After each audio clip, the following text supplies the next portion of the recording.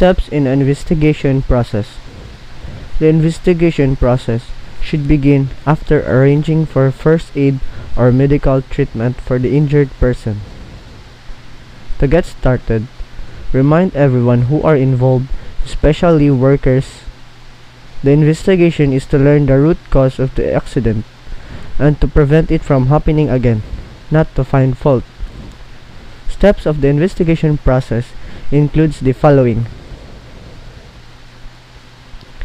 So in the first step, call or gather the necessary persons to conduct the investigation and obtain the investigation kit.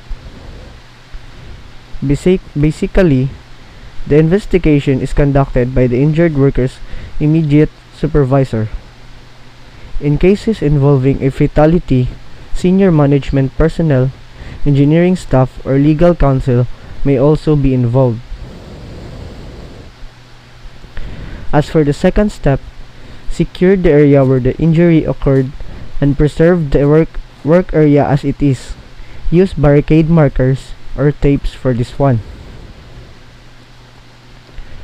On the third step, identify and gather witnesses to the injury event. So, among the people that surrounds the area where accident happened, ask everyone who witnesses the incident. On the fourth step, interview the involved worker.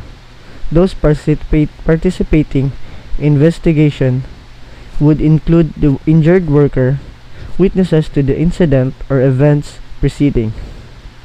The injured employee may also request the presence of an employee representative during the interview if contractual agreements are in place.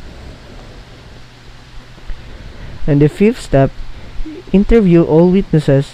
Interviewing injured workers and witnesses necessitates reducing their possible fear and anxiety and developing a good rapport. Interviews should follow this step. First step, conduct the interview in a quiet and private place. Use open-ended questions. For example, why did the employee not follow safety procedures? Was the location of equipment, materials, workers a contributing factor? Questions like that. In the third step for interviewing, state the purpose of the investigation. An interview is to do a fact-finding, not fault-finding.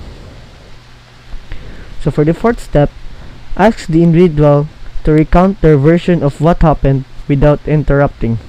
Take notes or record the response. In the fifth step, ask clarifying questions to fill in missing information. And for the next step, reflect back to the interviewee the factual information obtained.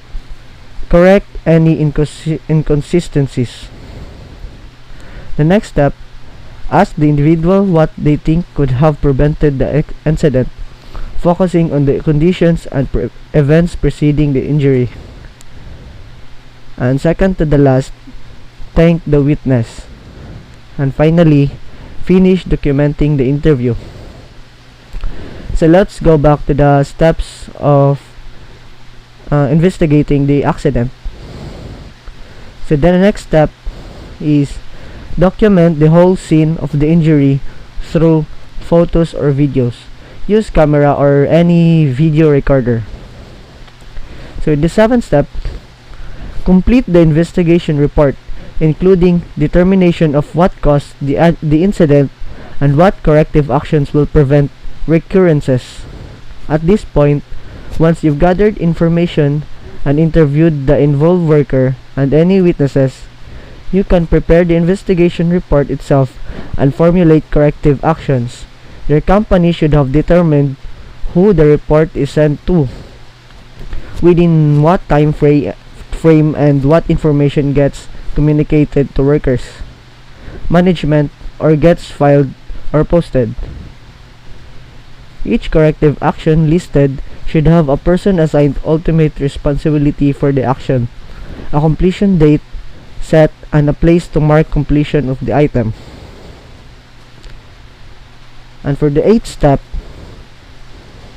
Use results to improve the injury and illness prevention program to better identify and control hazards before they result in incidents. And for the last step, ensure follow-up on completion or corrective actions. That's all.